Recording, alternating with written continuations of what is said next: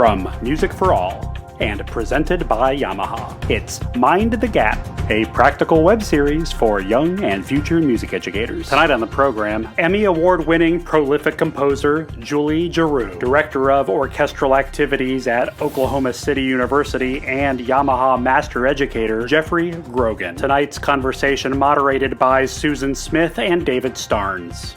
Please welcome Susan Smith and David Starnes. Well, good evening, everyone, and welcome to Mind the Gap. This is episode 12, and if you're joining us for the first time and you're from our NAMM crowd, we welcome you. If you're from our Music for All crowd and you've been to some webinars with Mind the Gap, we welcome you back. We're very, very excited to present tonight. It's all in the chat, and chat is composition, history, and theory. And we're really, really fortunate to have some fantastic panelists tonight. Again, my name is David Starnes. I serve as an education consultant for Music for All. I'm a member of the Music for All education team, and in real life, I'm the director of orchestras at Kennesaw Mountain High School in the Cobb County School District. I'd like to pass off to my colleague and co-presenter and moderator tonight, Susan Smith. Susan. Good evening. My name is Susan Smith, and I'm an educational consultant for Music for All and a lecturer in music education at Troy University in Troy, Alabama, and the chair of the NAFME Collegiate Council. I've taught at all levels and areas of music education, and I'm especially interested in supporting young teachers as my daughters are starting in their second and fourth years as music educators. Tonight, David and I are thrilled to have two wonderful musicians on the webinar with us, Julie Giroux and Jeff Grogan. We're going to ask them to introduce themselves. And Julie, we're so excited for you that you're going to have one of your pieces selected as a part of the inaugural tomorrow. Julie. Hey, everybody. Yeah, it's been kind of a whirlwind here. My name is Julie Giroux. I'm a composer. I've been publishing music for, I don't even want to think of that number. So it's almost 50 years. And that's, yeah, I was contacted by the president's own band yesterday, and they said that they were playing my music at the inauguration. I thought, well, that's pretty cool. And then a little later, they sent me a text and said, we're using your music to introduce Kamala during the main event. And I was kind of blown away. So it's been a whirlwind here. I'm serious. It's just been absolutely crazy since yesterday. What a thrill. Congratulations. We're so proud of you. And Jeff, we're so happy that you shared the keynote this year, the address at the Midwest Band and Orchestra Clinic. Tell us about yourself. Hi, everyone. Thank you, Susan. Name is Jeff Grogan, and I started teaching public school in Texas, band, and then college marching band director at the University of Michigan in Baylor. Then spent about 16 years in New York City, conducting professionally, mostly with the New Jersey Symphony, and now back into academia at Oklahoma City University. Well, Jeff, thank you so much, and Julie, thank you so much. You know, when Susan and I create the content for these things and the topics, it's always a great brainstorming, and tonight is no different. When we were talking about this, it was really right in the height of the fall season, where I know so many of you are teaching in either 100% virtual or maybe even dual modalities. And like Jeff, I've taught at all levels, elementary, middle, and high school, as a band director, and I taught at Western Carolina University as a professor of music and did the athletic band program there for the last 10 years. And I've decided to come back to public school here in Atlanta and take over the orchestra job at Kennesaw Mountain High School. Well, a 32-year music educator walks into a job in the midst of a pandemic, and when technology is the only lifeline that you have, I'm reinventing myself this year. And I've talked to so many young teachers that are saying, I don't know if I can do this. And I was like, don't worry about it, because none of us can do this right now. So that's kind of where the motivation of tonight's topic came from. And I want to give Susan credit for, she just said, you've been doing this, so why don't you start with kind of where you have gone with this, and then we'll pass off to our moderators or to our panelists tonight. So I want to just briefly kind of tell you, this keeps coming back in my mind. The two words are perseverance and resilience. And we as educators are built like that. So we're going to make it through this. I have no doubt. But I also had this topic in my mind or statement in my mind about creating magic out of necessity. My father was a band and orchestra director.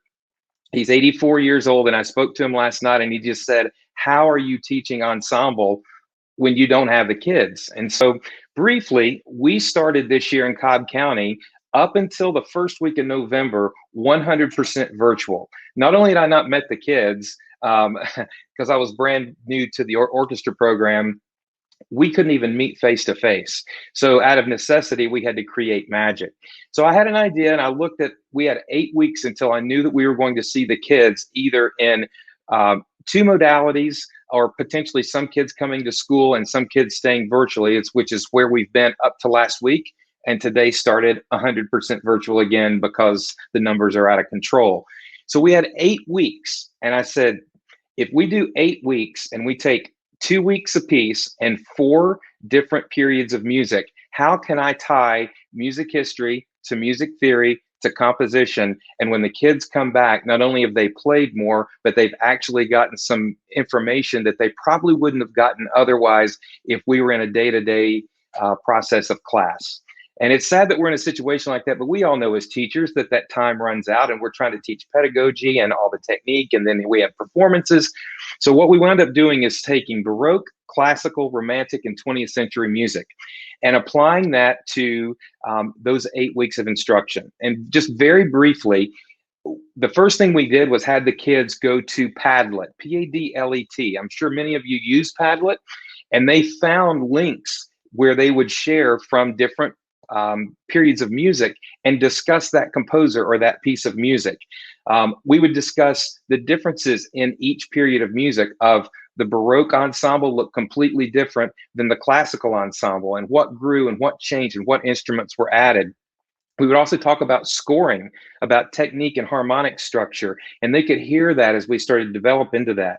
And then the last part of that was they selected a composer that they made their own. And I'll use Tchaikovsky as an example. And I researched Tchaikovsky's life. And I also talked about some of the pieces that he wrote. And then I chose a piece of music from Tchaikovsky for my instrument out of the Smart Music Library. And I prepared a piece of music of Tchaikovsky. So the whole gamut, the 360, to be able to do that through music history. The second part of this is when we started using music theory. We transitioned into half a part of the week was history and half a part of the week was history.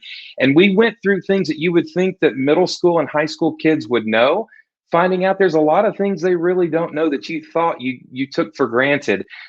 Key signatures, how to identify key signatures, major and minor intervals, note values, rhythms, counting structures. So all those things went into play. And we started talking about how to create major and minor scales. What are the difference? They were actually writing some of those things. And then we would do daily screen shares of drills and then weekly tests that were quizzes. And I was amazed at where the kids went from 0 to 60 within 4 or 5 days just because they had the right information. What's the order of sharps? What's the order of flats? And little sayings that we could come up with. They had a great time with it. And then we transitioned all that information into composition. And this was when the magic really started for me, because they had the history portion, they had the theory portion, and we could talk about major and minor intervals. We could talk about rhythms. We could talk about the intervallic understanding that they had. And I gave them 16 measures in a program called Flat.io, F-L-A-T-I-O, where they could go in and write at will the rhythms that they understood, notes that they understood, key signatures that they understood, major and minor intervals that they understood. And then they actually produced this in a recording, an MP3 that they submitted, and a PDF. And the final one was going to Flipgrid and performing their composition. That was the number one thing, that they had to be able to perform whatever they wrote.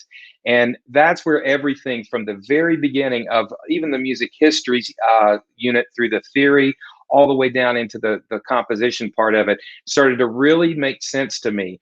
When we came back to the class, the difference in the ensemble approach, when we started sight reading and they knew what a key signature was, when we started talking about expression or talking about why this piece is different than this, they had studied that stuff through composers, and it made so much sense. So There are several programs that I know you probably know about. You might want to jot these down. One of them is musictheory.net, absolutely free. You can do training on that. You can actually also do some quizzes on that, and students can email you results. therhythmtrainer.com, another free program that is fantastic. And then Flat.io and Padlet, as I mentioned. So when we started putting all this together, Susan and I talked about what are the nuts and bolts. We're teaching the musical standards by doing this, the nuts and bolts of what ensemble is. And Jeff's going to talk to us about that a little bit more. But in conversation with Julie earlier in the week, I had her kind of pose some of these questions about, from a composer standpoint, how composition and how composers would approach things differently as young composers, having that kind of information and being able to do that offline. So I'm gonna just kind of throw Julie a couple of questions here and let her respond, because she's got some things that she wants to share with us. But Julie, as a young student, how do you feel about young students composing? Is that important? And when is it too early to start? And what are the benefits once they start? Well, I don't believe that it's, I'm not sure that there is an age that's too early to start.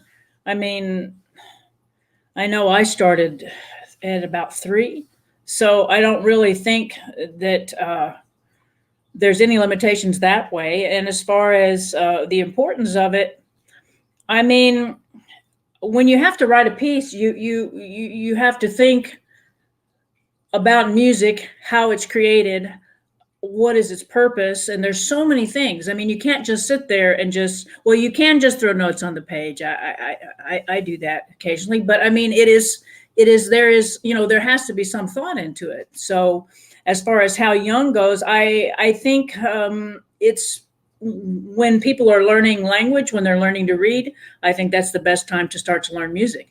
Your brain is already in that gear and it's ready to go. You are learning another language and you know, music.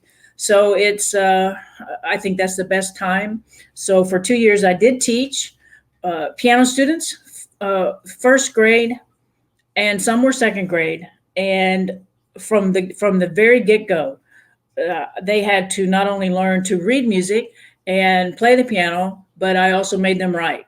And I had this going for 2 years solid. So that was 8 semesters. And at the end of the very first semester, which was basically three months, they all had to play a piece out of their books, and then they had to play a piece that they wrote. And they all did it. I mean, there wasn't even any question from them as to, oh, can I do this? I mean, it was immediately, oh, yes, I can do this. In fact, they wanted to do that more than play out of the book. I mean, they absolutely wanted to do that more. And it was just a wonderful experience. And I learned then for certain. I always felt that it was true, but I only did this for this one reason, and that was to learn if anybody could compose. And I came out of it with the same feeling that I've always had, which is anybody can write a book. You know, I mean, you might not want to read it, but anybody can write a book. And it's the same thing with music. It's just that, you know, some are better than others, and they all came out of it, even the ones that had that I wouldn't even say they had a hard time doing it. They did not have a hard time doing it. So where would you start with that if you were, let's say it's a middle school student or an elementary school student, and you talked last week with me about having a story. How do you, and maybe equate that, because I know there are some phenomenal fans on this call tonight that love your music, and I'm one of them, and you know that. But take us through your process. When Julie sits down to write a piece of music, where do you start? And would you start a young student in the same place? Absolutely. Absolutely. It doesn't matter whether you're a first week composer or a 60-year composer. You have to have that. First of all, there has to be an idea. There has to be a way that you're going to express yourself. The correlations between the written word and written music are very, very similar. And so if you have a story, you have a plot, you know what you have to do. So you have A, B, and C basically. And music is the same way. It really is A, B, and C and I think that is just because as human beings, I think our first entertainment was storytelling. And music is the same way. It always tells a story. I mean, you have absolute music, which supposedly doesn't tell a story, had no, whatever. But for the most part, I mean, you're talking about 99% of music has some kind of story. And that's it. So you have your story. And your story, if you have a story, it defines everything for you.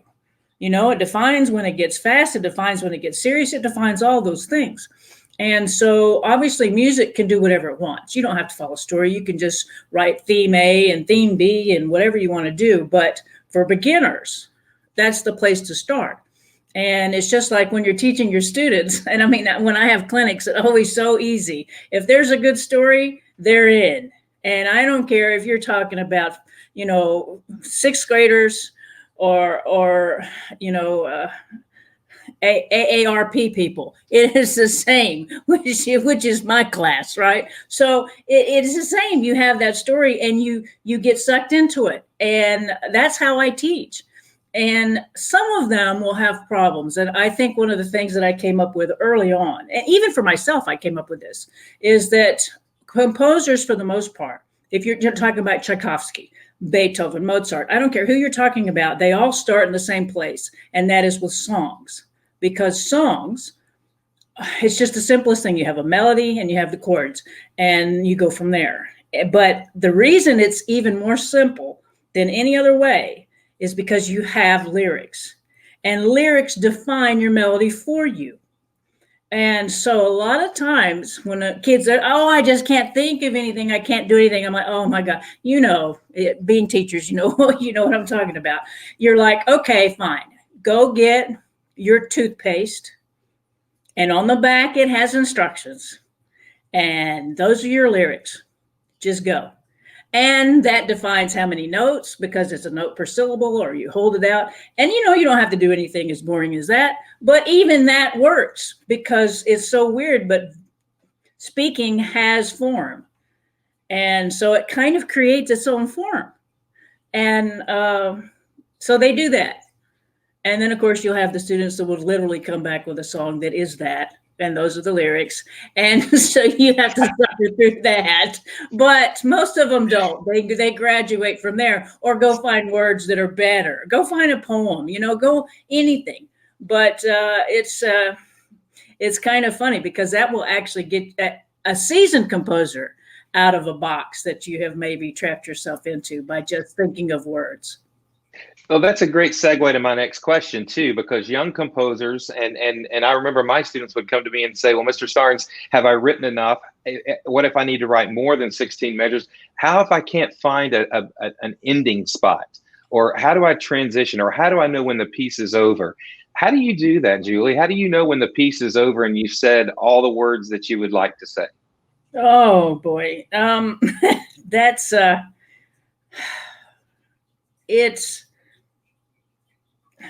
there's two ways to know when a piece is over. When I'm working for television or films or a video game, you're set to the 100th of a second when it has to be over. So you're basically planning for that ending.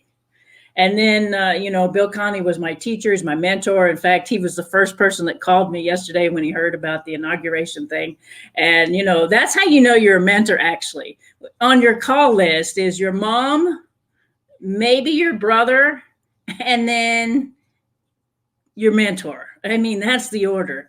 And so he used to tell me that the ending has to be almost as long as the section before it. And he said, and he told me that there is no such thing as a too long of an ending. People love endings. Once you feel that this is the ending, it can just, the Renaissance way, you up. I mean, nobody cares how long you do that, right? You're like, yes, okay. But it is hard to know, even now, because it all depends on what came before it, and it has to have a feel to it. So if you have an intro that's 8 bars, well, that's okay. That now you just said if the intro is 8 bars, that's a long intro.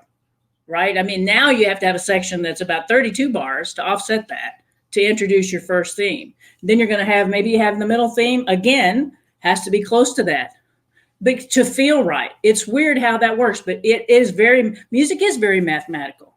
I can't balance my checkbook, but somehow I manage the mathematical parts of music. And same thing for the last section. And then you have your ending. And your ending needs to be at least probably 3 times as long as your intro, maybe 4. I mean, I'm just throwing out some basic numbers, but it has to feel right. And if you've said what you've needed to say, then you'll know that's the end. If it keeps wanting to go, then, and you have a good feel for it, then it has to keep going. But that's a really, very, really difficult question, really, because music will define where that ending is. And I think one of the things that my students found was they never really thought about that. Like, the beginning is easy. We're going to start a piece, but they never really thought about when is enough, and when can you say I'm done now? And I equated, just like what you just said, is like if you're writing an essay for English, that you will find an ending that it feels like you've wrapped everything up and surmised everything at the very end. The other thing that has always struck me about your writing, and I think it's something that, using that historical music here, historical background that we did here in the fall, you tend to gravitate towards either occurrences or life experiences or history, or things like pets or the military. And you can create a piece that is so memorable. And I guess it goes back to the just keep it simple, stupid concept, that it's things that people gravitate toward, that they can understand and that they can identify with. Can you speak to that a little bit? You made it sound like I'm schizophrenic, but yes, I think, well, truthfully, that's how I keep it fresh for me, is each story, I want a new story, right? I mean, and the longer you write, the harder it is to find that new story. So it's, but yes, a story, again, it's all about form, and the story helps define that. If I sit down to write with no story, it is not going to end well, because I have no focus. It's like you've just put yourself in this room of white walls, and you throw stuff on the wall, and you just keep erasing it. When you have the story, and the story is on the walls, it makes it so easy.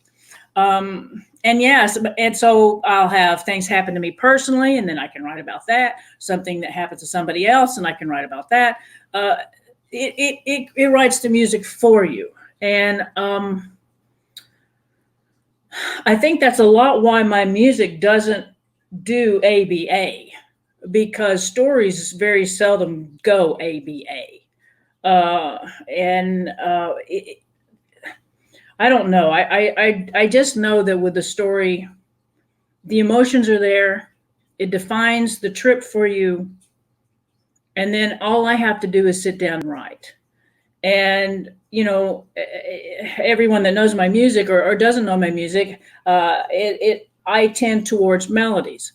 And it's not because I can't write anything but melodies. I wrote years and years. I orchestrated for a very famous horror movie writer. And talk about, that is about as contemporary as you can get with music. And I can write like that. I don't like that. I mean, I could sit and write that all day long. And because of my job as an orchestrator, I have to sound like Bill. I had to sound like Jerry Goldsmith. I had to sound like Alan Menken. I had to sound like whoever I was working with. So I can sound like anybody. So if band trends were towards, wrong note and drum music, I could write wrong note and drum music all day long. But I think music is so defined by its emotion. And however you get that emotion, you can get that in any form, in any style of music. You can evoke emotions, and that is the trip that you want to be. You want to take the listener on. You want to make them think. You want to make them feel, and the more I don't know, it's just weird, but the more that you put your own emotions into it, the easier it is for other people to invest their emotions into it. And when you have a story, everybody can relate to a story.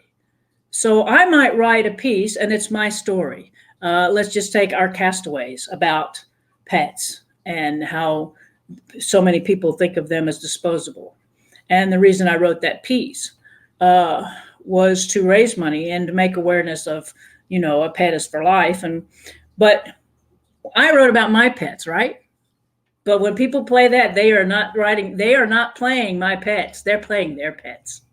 They're playing their parents' pets, the dog they grew up with, the dog they have now, the cat that is climbing all over them when they're sitting here watching this Zoom. So, I mean, it's kind of one of those things. People invest in the story, and everybody has a story, whether it's loss of love. And when I write about loss and love, everybody has that story. So I think that is probably the reason why so many people are connected. And I think that's why when you're dealing with students and you have them write about a story, they have stories.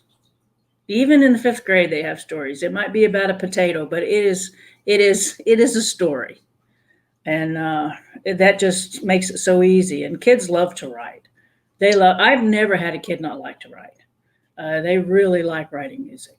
And the thing that I can share with our audience tonight too, and we just watched the Cleveland Orchestra Martin Luther King concert today together, and they performed Beethoven, they performed Respighi, but it was all tied to the life and teachings of Martin Luther King. And I was shocked at the end of it. We did kind of a synopsis and let them do a review of it, and the things that they got. Well, how Beethoven started dark, but the end of the concert was Pines of Rome, Pines of the Appian Way. And they were like, isn't that Dr. King's life?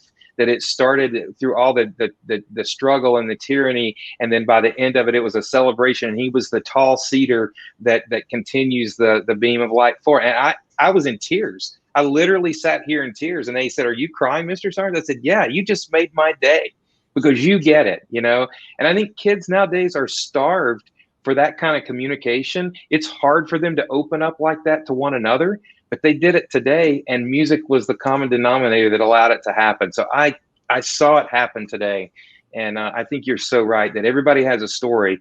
They're not always willing to tell it, but maybe they'll tell it in nonverbal ways that can get that message out. And that's a great way. Absolutely. And it's not just that. Is when they're, and like you say, kids don't want to open up to each other. I mean, I can remember being in high school, and the last thing I wanted to do was show that I was emotionally invested in the music, because, you're worried about your peers picking on you or making fun of you. Oh, there she goes. She's crying during, it's very, very difficult. But if the story is strong enough, if the music is strong enough, and the majority of the band is emotionally invested, then nobody is afraid to do that. You can look at each other and they're like, oh gosh, they're really in. And I don't know, again, it's back to the story, and it's back to how they get emotionally invested in it. And to me, I have found no quicker way to get them to put all their chips in than to have a story that it wakes them up, wakes up their imagination, wakes up their emotions, wakes up all of the above. And that's why we're all in music to begin with. That's what we all fell in love with to begin with. There's not a person here that can't remember that first song that they fell in love and that they were listening to. We have our entire life is segmented by music. And I don't know. I just know that they really invest. And you have to you have to surrender yourself to music. You just do. You have to surrender yourself. You have to throw away all of your inhibitions, everything for you to really find the truth of what music is, of what that piece is, of what music is. And composing, whether you're a student or somebody that does it for a living, it gives you that. You're not going to hold, if you're sitting at home, you're not going to hold anything back. You're going to write and you're going to put it on the page. And those students in the first grade and the second grade, they did that. They did that. The first ones were clumsy, I'll admit. I mean, it wasn't, I wouldn't say it was terrible, but it wasn't, it wasn't great. But I'm telling you, by the end of the second year, those kids could write some really good tunes. They really could. And some of it are still doing it. I mean, they're still doing it. Even though they're not doing it for a living, they're not majoring in music, they are still doing it. That was 15 years ago. I still get emails and calls from those kids. Oh, I just wrote this. And you're like, oh, that's great. I mean, what's wrong with that? I mean, there's nothing but good that comes out of that. Nothing but good with students. They learn about having to put music on the page, having to count, having to find the notes that they're hearing, all those things. And it's exciting. And in our climate right now, what do you do by yourself the best? Well, compose. When you're talking about music, it's composing. And you don't need the whole class. You only need that one thing, that one person. And so right now, it just really seems like a no-brainer to say, go write some music. They're going to run off and they're going to go write music. And if it were me, I'd have them write to their favorite film or their favorite video game. The story's there.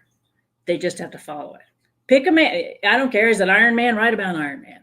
Write Iron Man's new theme. And they can do it.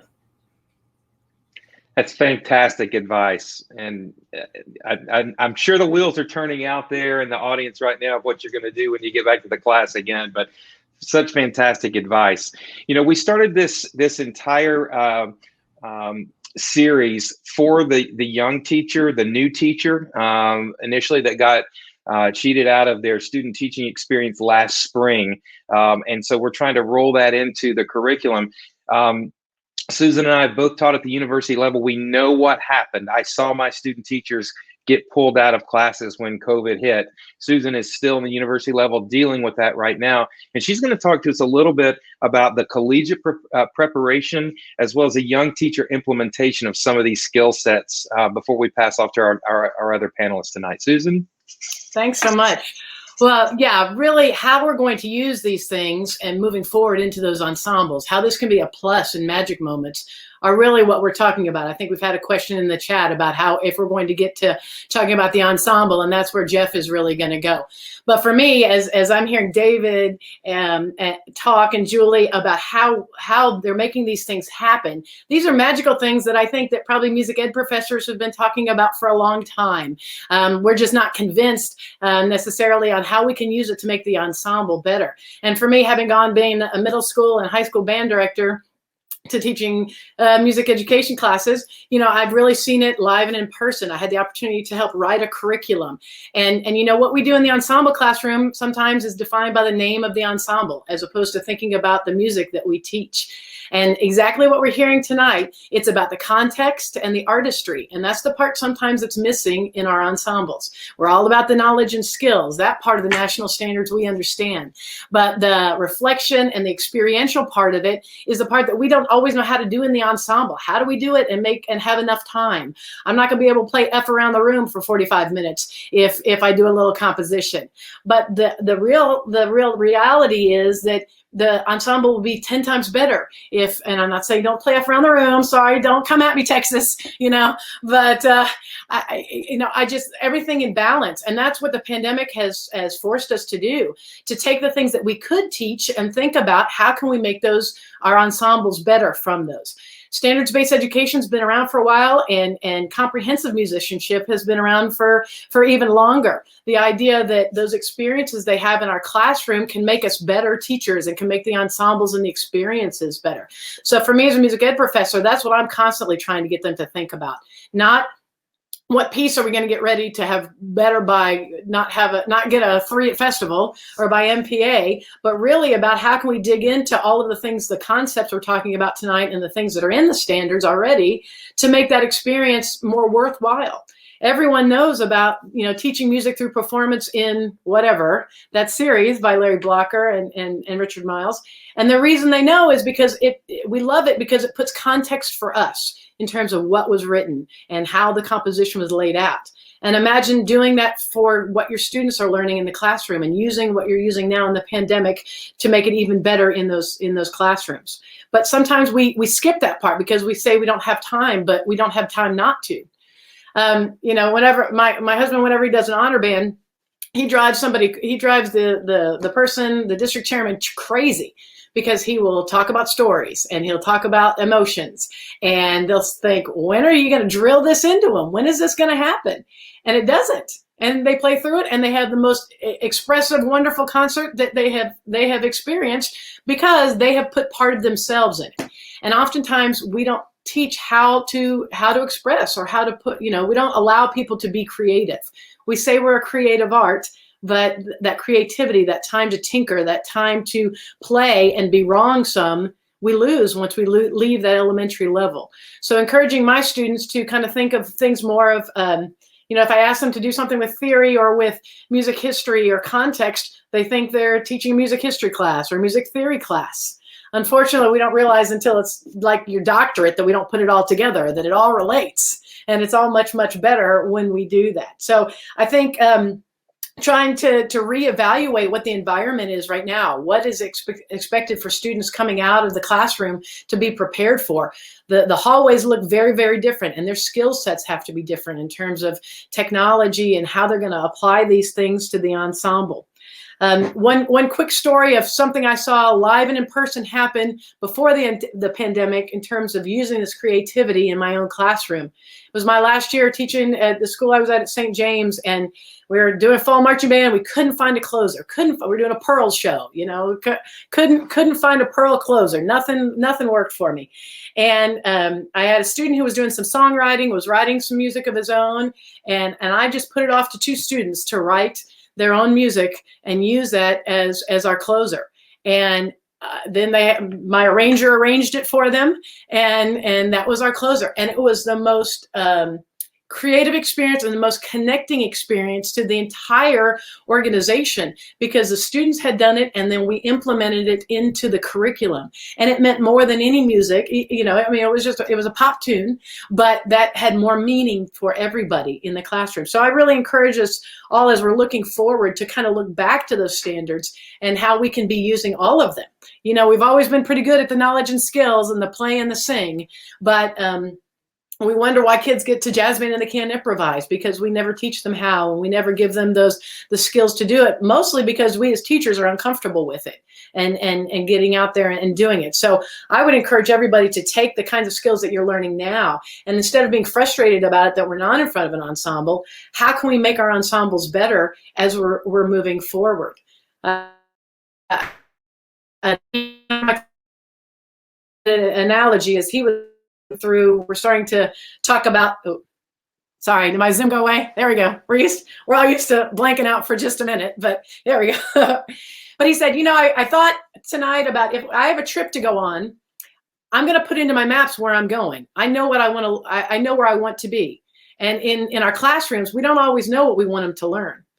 And we don't always know what that destination is. What skills do we want? Not just the names of the pieces, not just the styles, perhaps, not just to get a one at festival, but what is it we want them to learn and be able to do? And then how can we use those skill sets now to make them better musicians and better creative, reflective people? And I think in general, that's where we need to be thinking about and using all of these things. We couldn't help the pandemic, for sure, right? We couldn't make it not happen.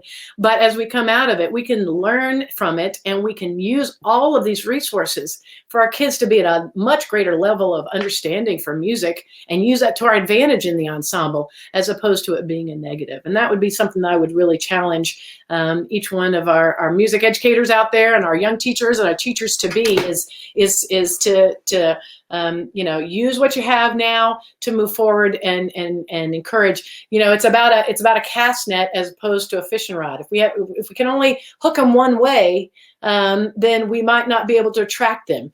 Just playing their instrument might not be the thing that attracts them. But if we want them to be literate musicians, you wouldn't think of someone that's literate if they could just read. if they couldn't write the spoke or they couldn't speak the word. But we often think that they are proficient and literate in music if they can just play their instrument or can play something by rote. So I would, again, challenge everybody to just be a little reflective on how we can use this to move into our ensemble.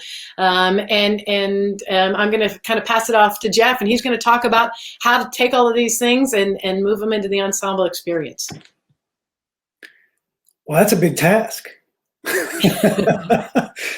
It's been inspiring to hear you all talk, and I couldn't help but think back to the times of my youth when Julie was talking about the stories. The first thing for me was Star Wars between my 4th and 5th grade year, and that's what brought me to music and to classical music. And I would listen to that soundtrack 3-4 hours a night as a 4th grader because I wanted to relive the story. But then I fell in love with the music because the music was its own story. And then I started conducting, and then my parents thought I was a crazy child. But I will say this, and I'm thinking about when I was a young teacher, but it still comes back to me and hits me over the head now in my later years. And that is that one thing I've learned: it's an inspired student or an inspired musician is a superhuman. And an inspired superhuman can do superhuman things. You play better, you work harder, you practice more, you play with a better sound, you play better in tune. Your technique is better than what you could have possibly done on your own when you weren't inspired.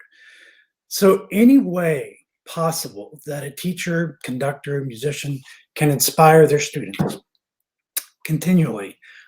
Listen, that's the secret sauce. My teachers told me when I was young, if you're working on a technical spot, trying to fix something or line it up or get it in tune, if you'll actually go for the musical idea, the artistic, the soul about that moment, a lot of those things will just fix themselves. And I was like, no, that's not possible, And as a young teacher, I was like, this method and the F around the room, we got to do this, we got to line this up and stack this, and it was all very technical. But all of that is our craft, and our craft is to serve the art. All of that is to serve the art, and sometimes we get bottled up, and we spend all that time in the craft, and we forget about the art. But really, it's all there to serve that.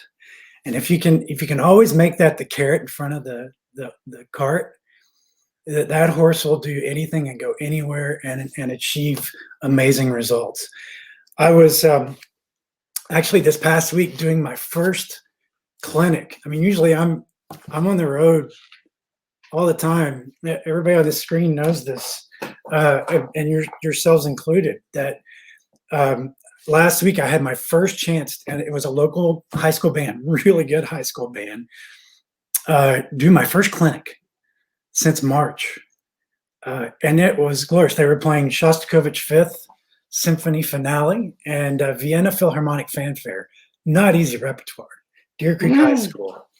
And, we spent time talking about this and the line and the overarching concepts about color and phrase, and so many things started to lock together technically because of understanding those long arches.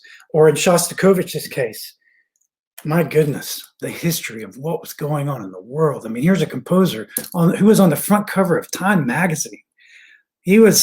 Stalin tore this person apart and built him up and Stalin.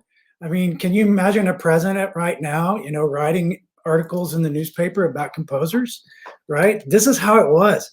And so Shostakovich has all these things that you can hear in his music. And so by putting the theory and knowing that, we're about to start at OCU, we're about to start the string orchestra version of the 8th string quartet by Shostakovich. Shostakovich loved to use his initials in his music. And this is the basis of the whole D, S, which is an E flat, C, B natural was an H, B, S, C, H, his initials. And it's all riddled. And just to know that it almost in that piece answers every question. You're like, well, what does this mean? And you go, oh, well, it's DSCH again. And there's quotes from horrific moments in his life, pieces that he wrote during those times. It appears in the middle of this quartet for no reason. And you're like, oh, he put that in there because that reminds him of a horrible time in his life. And this moment reminds him of a wonderful time of his life. It's all about the story. And the music could speak for itself, but to know that is just magic. I don't want to, dwell too much on the magic of it, but it really does make a big difference. And Susan, I guess I want to throw it back to you, and maybe there's more questions about how you actually do that. But let me say one more example, because I used this in my conducting class this morning. I used to teach beginning saxophone. And we were in the girls' locker room. That was our classroom at Meadows Intermediate School in DeSoto, Texas. And I would teach 38 beginning saxophones in the locker room. It was sound only a mother could love, especially at the beginning of that. But think about this. Okay, everybody, here we go. I think, what is the first note you learned is a G, right? And so, okay, everybody, here we go. We're going to play our G today. Ready, go. Now, what if you said it like this? Everybody, I want you to make the most beautiful G you've ever made in your entire life. Here we go. Ready for that G? Ready? Even in college groups, high school groups, middle school, when you take a chord or you're going to tune it or you're going to play a tuning note, how about asking the students to play it like that rather than, okay, here we go, play your F, ready, go. Okay, here we go, concert A, everybody, but, concert A, everybody, play with your best sound. Here we go. Ever in the history of your instrument, with such intent and with such focus and with passion. And like Julie said too, you were talking, Julie, about letting your emotions come out. And I do this a lot. And I think the most vulnerable teachers and musicians and on the podium, letting how you feel about the music comes out helps inspire the students, right?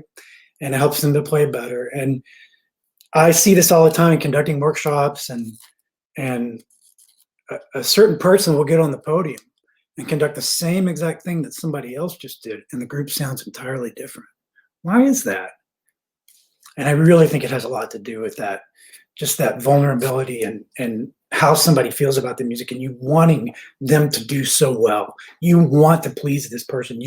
This music is so important to them. It's in their soul, and you just want to do it so well for them, right? So, and there are a lot of ways, and I know there's some questions here on the side. I want to make sure we have plenty of time for that, but we all have different ways of doing what it is that I'm talking about, and you have to find out what that is for you and make it personal. But don't get stuck in the craft. That's the danger. Don't get stuck in the craft.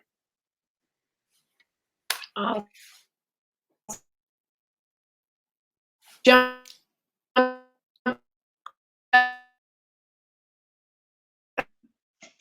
I think Susan's stuck in the Zoom. Are you there? Yeah, I think everybody is right now. All right. Yeah, I'm here. You All right, good? Yep. You back? Okay. Hopefully you'll come back. I think it's a Southern thing, maybe. I don't know. Oh, goodness. Okay. So there we go. Jeff, he asked, Dean asked if you could talk a little bit more about how you're listening as an ensemble and what works for you. They're looking for strategies. I'm not sure that they're looking necessarily for something online, but like when we're back live and in person, how we can deal with some of those listening things as an ensemble. We've been lucky at OCU to be in person the whole year with lots of restrictions. And I will say, wearing the masks, I feel like it's taken away so much of my ability to communicate how I feel about the music. Even worse is not being able to see the students. I mean, there are freshmen and graduate students. I don't know what they look like. They're new students at the university. So we've had Zooms on Fridays to try to find that. But it's a very difficult thing when you, over 30 years, you sort of figure out, are students getting this? Are they excited about this? Are they kind of checked out now? Do I need to sort of switch gears? And it's a lot more difficult to do when half their face is covered. And then the distance of being part. I will say this, Dean S., that in the good part of it is that string players, especially who are in these large sections, or if it's a band with a lot of clarinets, a lot of flutes, they have this safety in numbers sort of feeling. And when you're spread out 6 feet or 10 feet apart, there's been a lot more heat to be sort of on your game all the time and not being able to hide inside a section of other people, because there's all this space around you. So you feel like you're being listened to and you can't hide inside the sections anymore. So that's a plus. Big ensemble things, like we've done some chamber orchestra things and spread out all over the room. We've had a lot of difficulty with ensemble, just adjusting to the way we used to be closer together. So that's one way it's been different. But also it's students, instead of hearing the students in their section, they can hear the whole group better by being spread out. So I think as far as hearing the whole ensemble, that's easier. Working with your colleagues within your section, that's more difficult. And Jeff, I'd like to interject there, because that's one of the things, I saw this in the chat too, about how we're synchronizing. We call it roomers and zoomers, those that are in the room and those that are at home, and how you do that effectively. And I think one of the things that we had to wind up doing is setting a microphone in the room that the kids at home could hear what was happening in the room. I wear a Bluetooth headset, and I play a lot of piano for them, so they can actually hear parts at home, and they have to play individually at home. But we have an LCD and a big screen that comes back to the room. So the kids in the room are looking at the LCD screen. The kids at home have a camera on the room, and they can see their friends. So it's as interactive as it can possibly be without synchronizing, the people that are at home. And I think that's a real trick. And for me, that's a pacing thing, even as a veteran educator, is making sure, for those of us that are in dual modalities, giving the kids in the room as much attention as the kids at home, and not forgetting those kids at home. Hopefully their cameras are on and they're participating, so the kids in the room can have that interactivity as well. We've had kids that were at home and elected to come back to school. We've had kids that were at school that elected to go back home. And both of them say that being at home is a real disadvantage, obviously. I mean, they feel that. So I think it's all in how you set that up. And it's almost creating like two curriculums simultaneously to make sure that each group is getting that entire battery of information that you're trying to deliver as an ensemble. You just got to throw out the baby with the bathwater, because you can't teach like you want to, as far as a full ensemble, in that split modality. And I think that's something we have to continue to look at. Well, David, let me ask you, as we move back into in-person, how do you think that this will all change how you move forward time-wise? And if you'll, try to make time in every rehearsal to take some of these things and use that towards making a better ensemble, or do you think you'll just abandon it all? No, I think we're already doing that, actually. And, it's interesting because some of the technique things that we were doing in split modalities, even to get those groups of kids together, I do a lot of visualization of like what the sound looks like, and the kids can see that when they're coming, looking through a screen, and they're virtual. When they get back in the room, now we can make the diagram and make the examples tangible. They can hear those things. And I think I'm starting to see that already. I really, to be quite honest and transparent, was pretty depressed about this whole thing. August, September, October. I really thought we were losing a lot of time.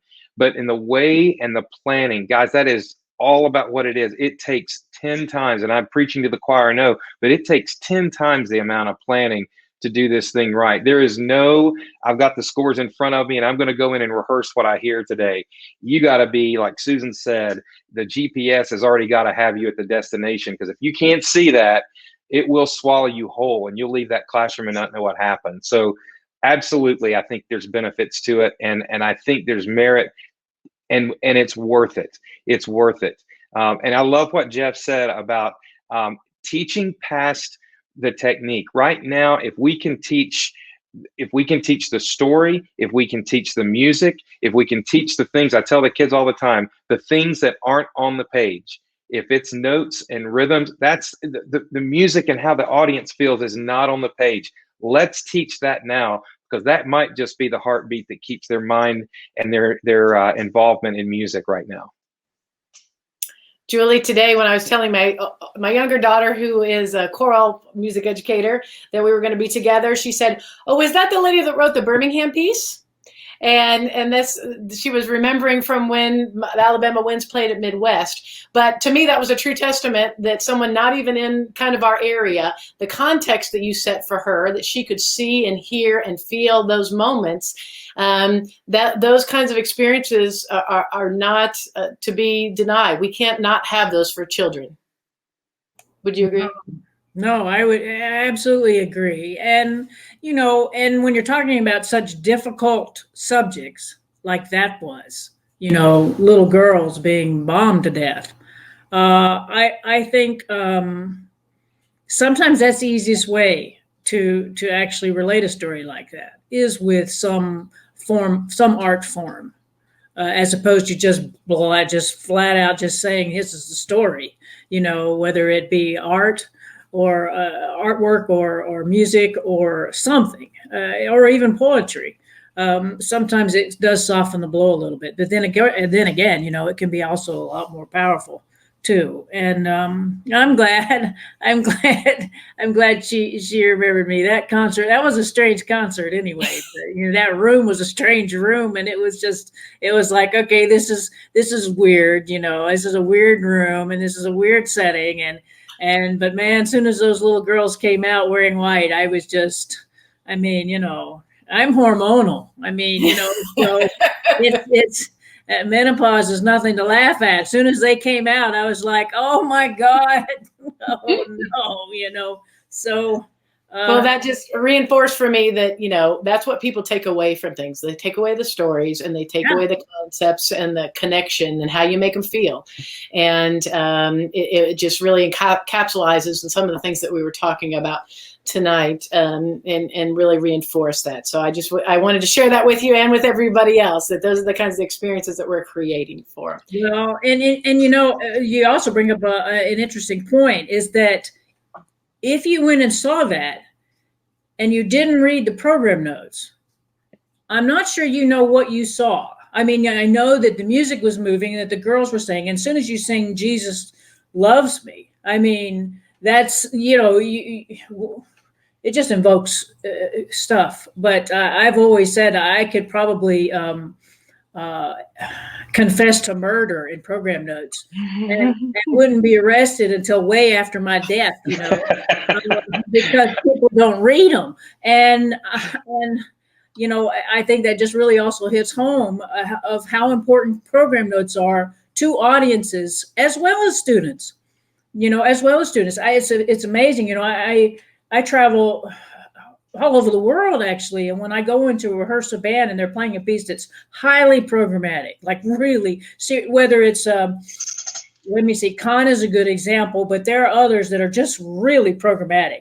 And you go in, oh, Rift and Wed's perfect. You know, that is extremely programmatic. And you go in and I start working with them. And the first thing I ask is, well, do you know the story? And they don't know the story at all. They've never even been told what the program notes were.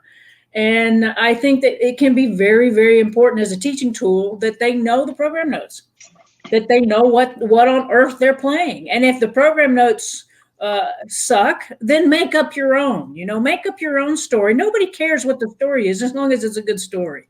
And, but, you know, I think that really does help, especially the ones that are marginal. You know, you have so many students that aren't musicians, right? They're just in there.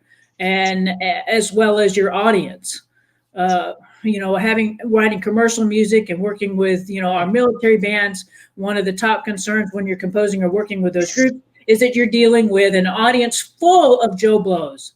They're not musicians. They're there just to hear a concert, and they read the program notes, right? They read them. You know, they're sitting there, they read them because again, they're there for the whole experience. And I think it's really important as a language is to, and again, we're back to the story. So it's amazing what program notes can do to the success of a piece. I don't care if it's Midwest, it has success. I mean, you all know. I mean, how many concerts were we sitting at Midwest, and we're sitting there, oh my God, I'm in my 8th of the day, and you're just looking through these program notes going, oh, I didn't know he was married to, it's that kind of thing, right? You're just like so bored out of your mind. And because it's overload, but the program notes will zoom you in, make you focus in. And I think it's just a great way to bridge the gap. Whether you're being with Joe Blows or whether it's students or whether it's composition, it's just a big deal. And it's just a big deal with music because that's all it is. That's all music is. It is communicating to you something. And when you talked about Tchaikovsky, he's my favorite composer. And as soon as you said his name, I was like, yes. I mean, he sucked me in early. I mean, I was young listening to Sleeping Beauty and those kind of Nutcracker. Oh my gosh, talk about story. It's just amazing. And you can listen to Nutcracker, not even know the Nutcracker story and get involved, start dancing and running around the room. It's pretty. That's kind of what's so weird about how it works is that, okay, you have the music, the story helps you define the music. And then once you have the music, if you've done a really, really good job, you can take the story away and that music is still extremely inspiring. You don't even have to know the story. You just know that, oh, you're really sad or you're really happy. Or Star Wars. I mean, I mean, who doesn't hear that theme and just go, oh my God. You just see him standing there in that sand and everybody's dead. And I want to be a Jedi Knight like my father. And you just go, oh my God. And I hear that music. I just have to hear just those few notes and I'm just sucked in. Mm-hmm. And band music can do that too. Yeah. You don't need Star Wars to do it. Yeah. I want to say one quick thing, and then I'm going to throw back to Susan to close this because we're coming up on the hour. But what Julie just said, I do a lot of region bands and all state bands, and one of my go-to pieces, because I want the barometer of the room and I want to tell the story, is Julie's "Hymn for the Innocent." And if you're not, she knows I feel that way about this piece. From the moment that she wrote it and posted it on Facebook one night, I fell in love with the piece. I'd already fallen in love with Julie, but I fell in love with the piece. And it's my barometer for every time I do a group to watch their reaction to the story, to talk about the piece before we even sight read it. And to say, here's the angst of losing somebody. Here's the celebration and the hope that maybe we can move on. But at the end, some of these chords, they just won't let us move on. It's hard to lose somebody. And it's the people that we lose that maybe are the people we don't think about in that particular piece that are grieving the most. And I want to say publicly to Julie, because we need more music like that. Those are the pieces that inspire kids. Those are the pieces that you can take the notes off the page and tell a story. And there's not been a performance. Doesn't happen in rehearsal as much, but in the performance, you look around and there's kids wiping their eyes in the middle of the performance. And sometimes parents can't even stop applauding enough to get on to the next piece because they know the impact that the kids made on that. And the kids will say, will you please sign my Hymn for the Innocent piece? I want to take that with me. And so that's Julie Giroux. That's not me. You made that music happen. But it is so powerful of what we're doing right now. And to be able to offer them soul, S-O-U-L, and inspiration through virtual learning. When they come back to us, we got them. We shouldn't be afraid of what they don't know right now. We should be afraid of what we lose the opportunity to teach them that we won't have time to when we come back. Because right now, it's not about how good we get. It's about how many kids we can keep. We don't have programs if they don't come back to us. And somehow, I told my kids this, we're not able to do LGPE, large group performance evaluation this semester. because of the social distancing piece of it. But I told them, we're going to play great melodies. You're going to feel great about what you do. You're going to work hard. We're going to create a great experience. And I want you to walk out of here singing a melody and not let it get out of your head every single day.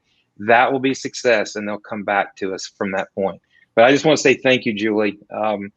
From many, many of us, that pieces like that and so many others are the things that I just, you got to write some orchestra stuff like that. I got to have more. I know, but that's what I do in my other job. And I did it for so long. It's like when I pull up an orchestral score, I just look at it and go, oh, another one. And it's a little bit rough. But David, I mean, I appreciate the kudos that you're throwing me, but it is such a symbiotic relationship that I have with conductors, and that you have with composers. You can't do your job. You don't exist if I don't exist, and vice versa. And no matter how good the music is that I throw out there, it's up to you. I mean, if you had kids crying, my music had something to do with it, but you actually had probably more to do with it.